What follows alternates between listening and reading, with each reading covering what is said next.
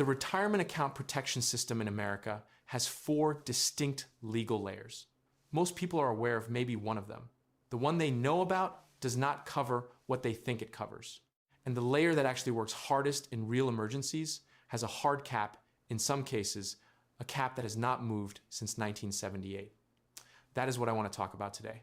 There are more than $8.9 trillion sitting in 401k plans right now. 70 million Americans. 715,000 plans.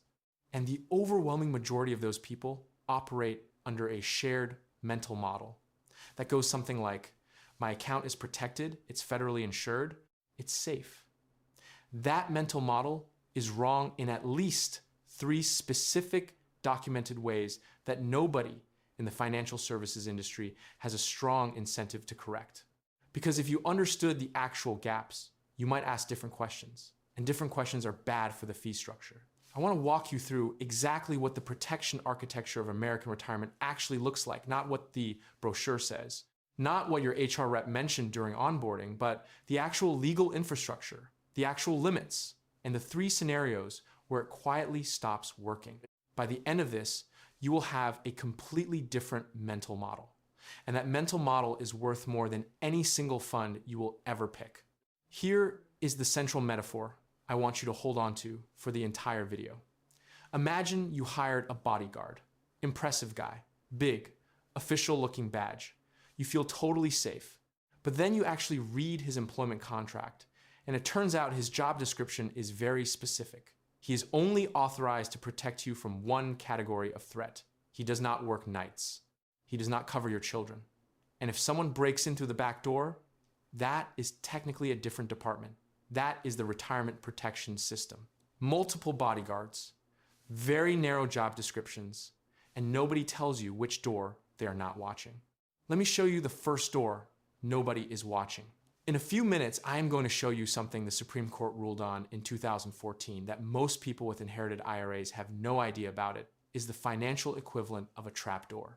But first, let me tell you about the bodyguard everyone thinks they have. Most people lump SIPC and FDIC together in their minds. Same idea, right? Federal protection keeps your money safe. FDIC insures your bank deposits.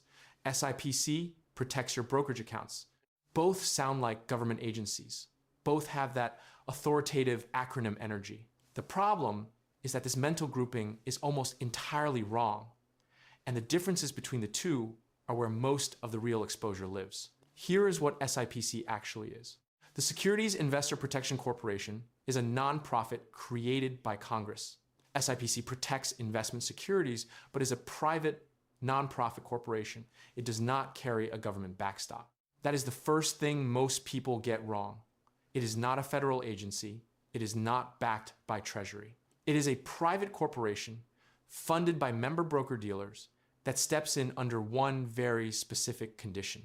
SIPC only protects the custody function of the broker-dealer, which means that SIPC works to restore to customers their securities and cash that are in their accounts when the brokerage firm liquidation begins. So SIPC is specifically and only useful if your brokerage firm fails and your assets go missing from custody. That is the one scenario. Your broker goes bankrupt, your stocks disappear from your account, SIPC steps in. The limit of SIPC protection is $500,000, which includes a $250,000 limit for cash. Now here is where most people's mental model breaks down completely. SIPC does not reimburse you for investments that have lost value because of market price changes. Read that again. The S&P drops 30%. Your 401k loses $200,000. SIPC does nothing. Zero. That is not what SIPC is for. While the SIPC was created through an act of Congress, it's not a government agency or organization. Because of this, it has no authority to investigate fraud or regulate shady broker dealings and poor investment advice. You think the risk to your retirement account is your brokerage going bankrupt. That is an extremely rare event. The actual risk is a market crash, bad advice, hidden fees, or someone calling your 401k provider pretending to be you. And SIPC covers exactly zero of those. But wait, there is a structural wrinkle inside the SIPC rules that even financially literate people miss. An important note: If you hold multiple of the same account type, otherwise known as having a similar capacity, those accounts don't get their own separate limits if they're held at the same firm. Your assets across those accounts are subject to the same overall limit. So if you have two traditional IRAs at the same brokerage, both worth $300,000 each, that is $600,000, and your broker fails, you are covered for $500,000, not $600,000. You are out $100,000 through no fault of your own. If you have an IRA and a brokerage account with a SIPC member brokerage firm, each of those accounts could be covered to the full limit.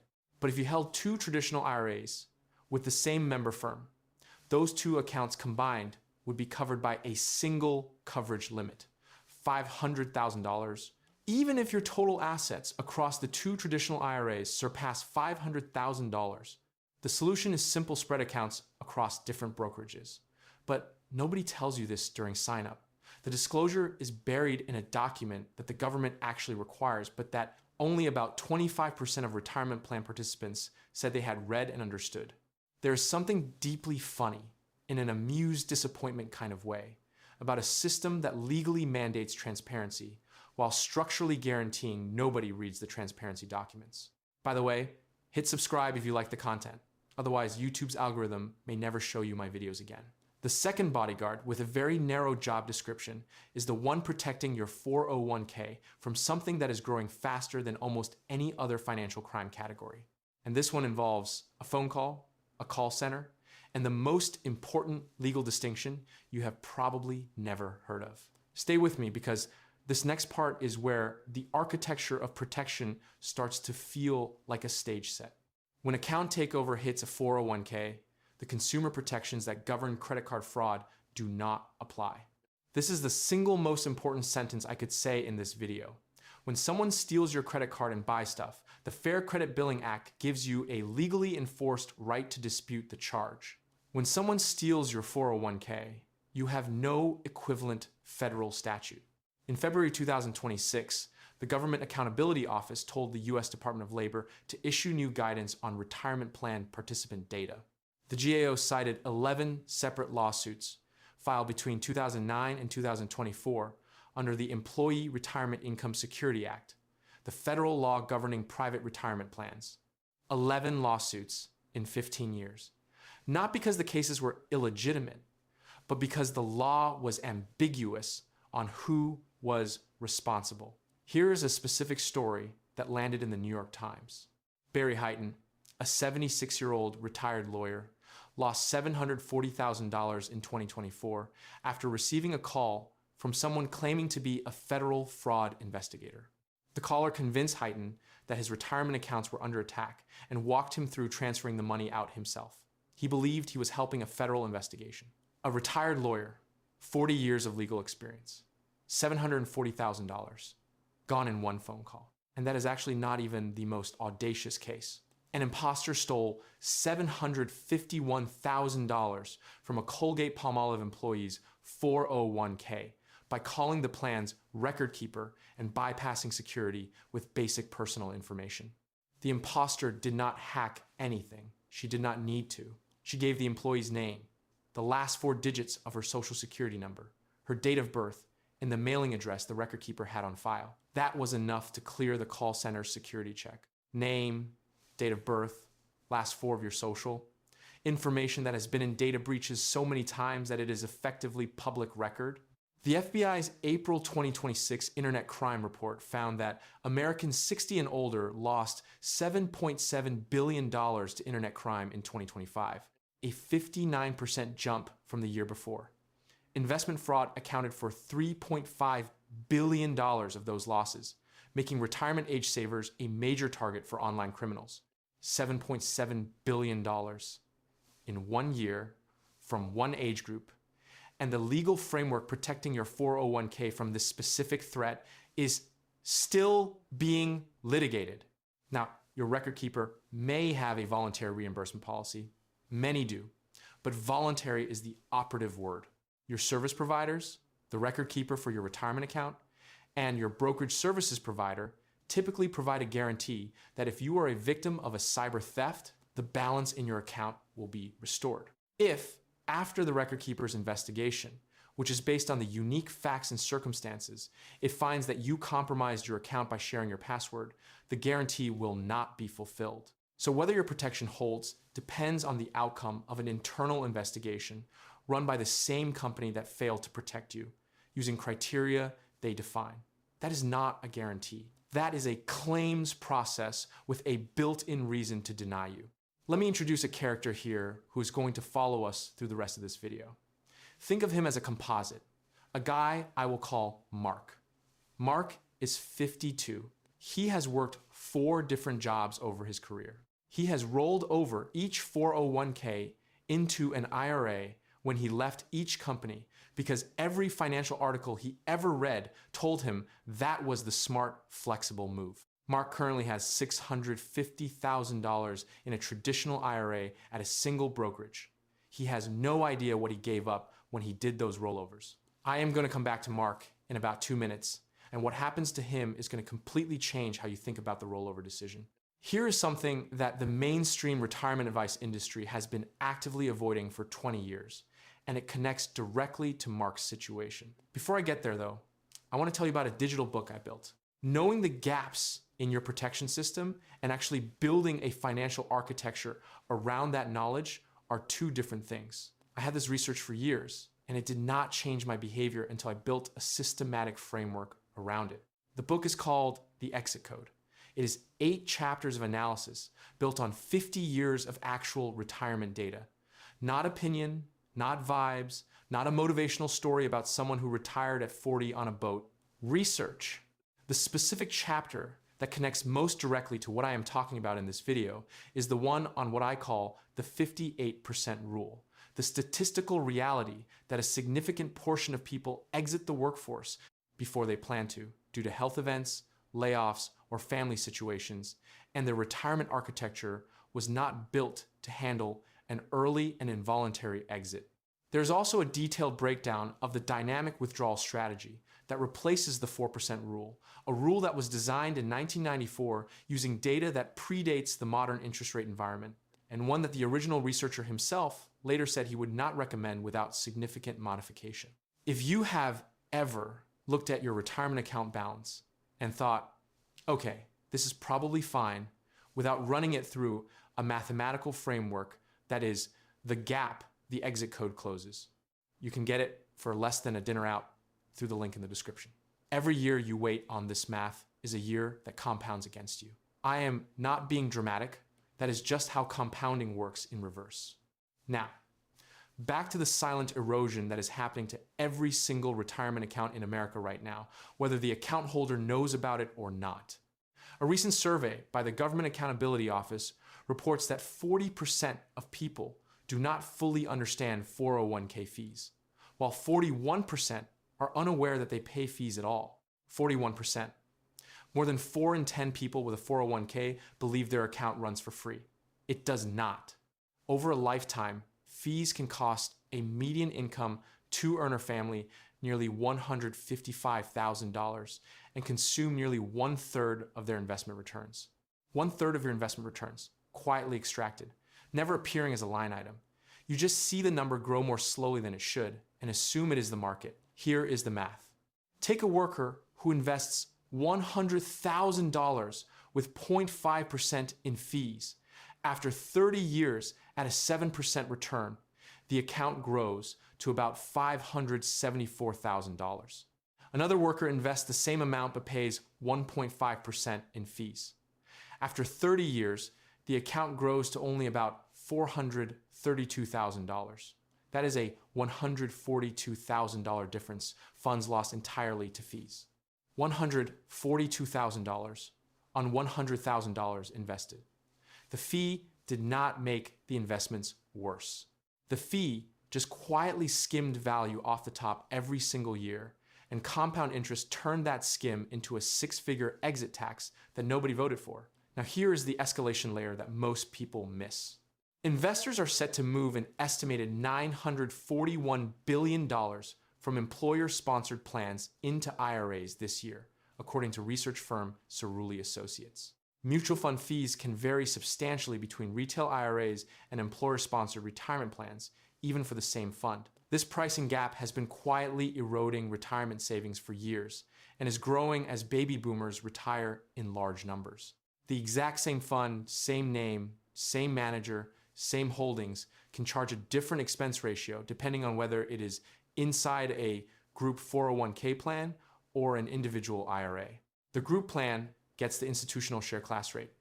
Your IRA gets the retail rate. The difference is often 0.2 to 0.4% per year. Multiply that by 25 years of retirement withdrawals, and you have lost tens of thousands of dollars in the transition. And among workers who plan to roll savings into an IRA, just 3% cited lower fees as their primary motivation. 3%. 3% of people doing the biggest financial transaction of their working life were thinking about the primary variable that would determine their long-term outcome. This is not a math problem. This is a psychology problem. We optimize for control because control feels like safety, but control without information is just anxiety with paperwork. Now let me take you to the scenario where the protection gap is not theoretical. This is where I want to talk about Enron, not because it is ancient history, but because the structural vulnerability it exposed is still legally present in your 401k right now and has never been fixed. In 2001, Enron was the 7th largest company in America. Their employees had built their retirement savings inside the company 401k. And here is the specific mechanism that made it catastrophic. When shares of Enron were near their highest value, about 2/3 of total 401k plan assets were in the company's stock. 2/3 of the nest egg in one stock. And because Enron was changing the outside administrator of its 401k plan, employees were locked into their accounts for at least 2 weeks during a volatile period in the company's stock price, making them powerless to sell their Enron stock as it was dropping. At Enron, executives cashed out more than $1 billion of stock, while Enron workers lost more than $1 billion from their 401k retirement plans. 25,000 employees lost jobs. They forfeited $2 billion in pension savings and $1.2 billion in retirement funds. And the 401k plan was ERISA qualified. It had all the protections ERISA provides. The problem is that ERISA protects your assets from creditors. It does not protect you from the asset itself going to zero. Compared to traditional defined benefit pension plans, 401k plans are so risky that saving for retirement becomes a gamble rather than a source of security. Instead of a promised benefit backed by a federal guarantee, 401k plans allow employees to make investments that hold the potential for big losses. No law prohibited Enron from matching employee contributions with company stock. No law stops your employer from doing the same thing today. The Pension Protection Act of 2006 made it easier to eventually diversify away from employer stock, but it did not eliminate the risk. You could be sitting in a plan right now where 15% of your balance is in one company's equity, and that company is your employer. If they go under, you lose your income and your retirement simultaneously. This is where the bodyguard metaphor lands hardest. The ERISA bodyguard protects your assets from external creditors. He does not protect you from what those assets choose to do on their own. Now I need to talk to you about Mark again, because Mark's situation is worse than he knows. Remember, Mark rolled over 4 401ks into IRAs over his career. He now has $650,000 in a traditional IRA. What Mark does not know is that in doing those rollovers, he changed his legal protection profile in 3 ways simultaneously. First, he moved from unlimited ERISA creditor protection to a capped federal protection under current law, effective April 1, 2025. The maximum aggregate federal bankruptcy exemption for IRAs and Roth IRAs is approximately $1,711,975, with the amount adjusted for inflation every 3 years. $1.7 million sounds like a lot.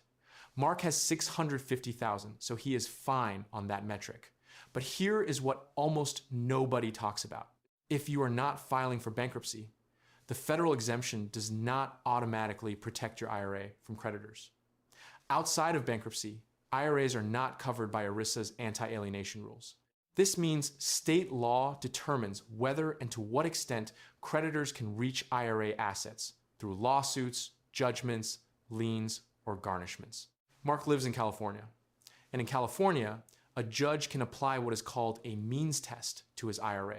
If you are 45 with substantial non-retirement assets, a judge might decide your $3 million IRA isn't necessary for your survival and allow creditors to access it. The protection is discretionary. A judge can look at your total financial picture and decide you have enough to live on without your IRA. California is among the least protective. Texas and Florida are more generous. The protection on your retirement account depends, in part, on your zip code. That is the system. Now, here is the comedic pause. I promised you. Imagine explaining this to someone at a dinner party. So, my retirement is protected, except if I'm not bankrupt. And even if I am bankrupt, it depends on the state. And even in my state, a judge gets to decide if I need the money. That's great, very protected. It's very protected, yes. Here is the mini case study I want to walk through. Let us say you are 50 years old. You have been diligent decades of saving, consistently contributing.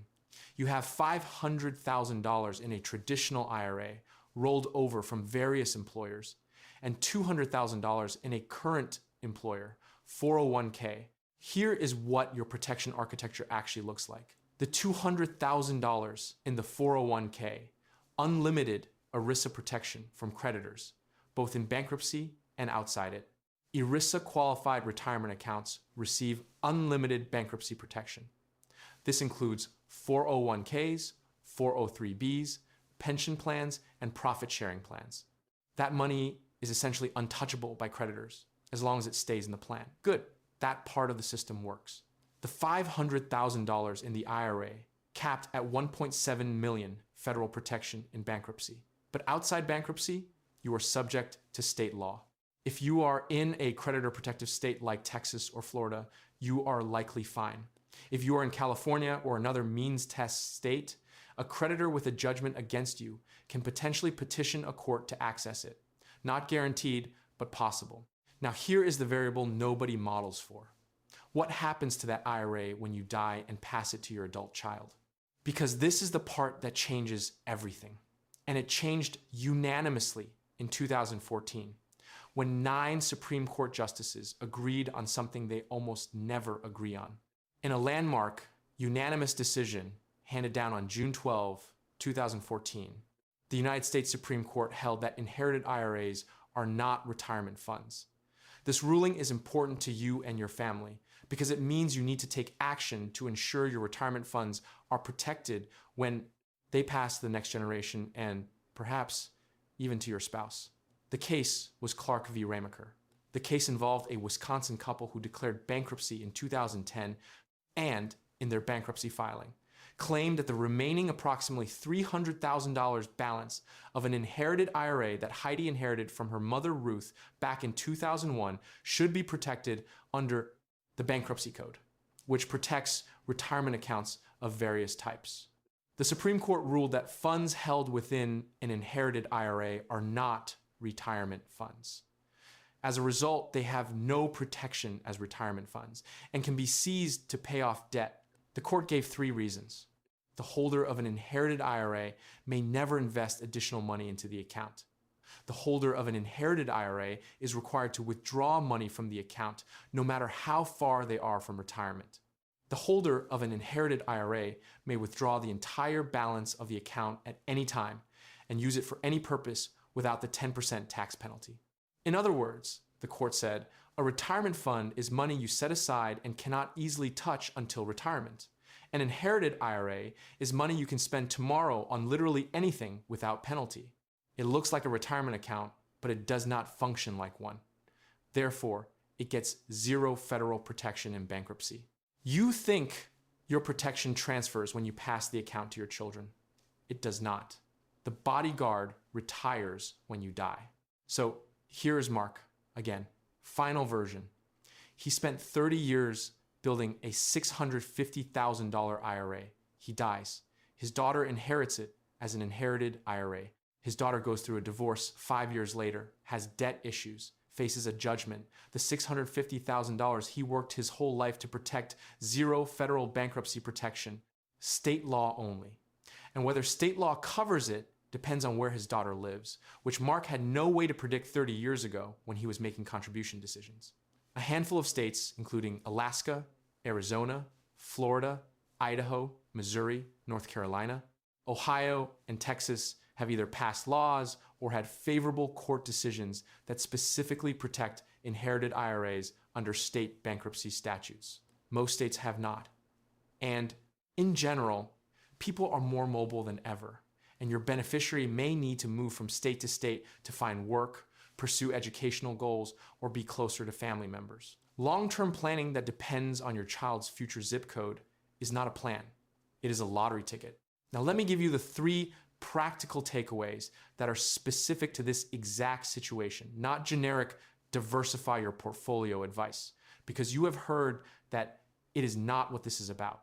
First, audit your custody concentration right now. If you have more than $500,000 at a single brokerage in accounts of the same type, you are exceeding SIPC coverage limits on the custody risk side. The SIPC insurance coverage limits apply separately to each brokerage firm you have accounts at. This means that if you have accounts at 3 different SIPC member firms, you'd benefit from 3 separate $500,000 coverage limits. Spreading accounts across different firms is free, takes 1 afternoon, and closes the custody gap entirely. There is no reason not to do this. Second, if you have a large IRA, especially one approaching 7 figures, and you care about protecting it for your heirs, do not rely on the inherited IRA structure. Rather than making a non-spousal beneficiary the outright beneficiary of your IRA, you could instead designate a spendthrift trust, either an inter vivos trust or a testamentary trust, for the benefit of an individual beneficiary. This requires an estate attorney and real legal work. It is not exciting. It is exactly the kind of thing a lazy investor does once and never thinks about again, because the structure does the work.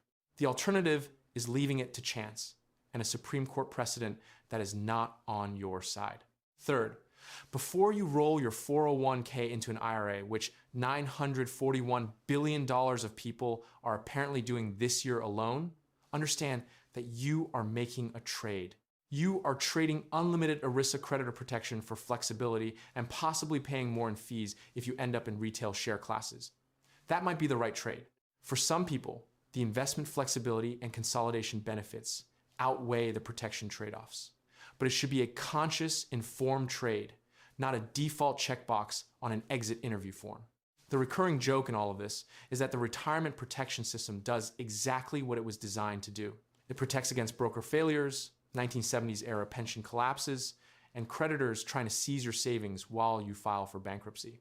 Those were the threats Congress was responding to in 1970 and 1974.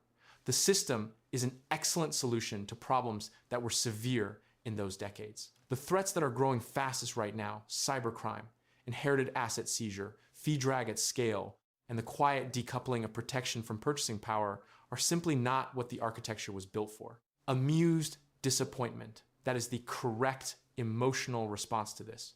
The bodyguard is real. He is good at his specific job. He has just never been updated for the world you actually live in, which means the update is your responsibility, not his. Lazy investing built more fortune than crypto memes. And the first step of lazy investing is understanding what you actually own, including the parts of your protection structure that exist on paper, but stop working the moment. The specific scenario they were designed for stops being the scenario you are actually in. Now you know. Build accordingly.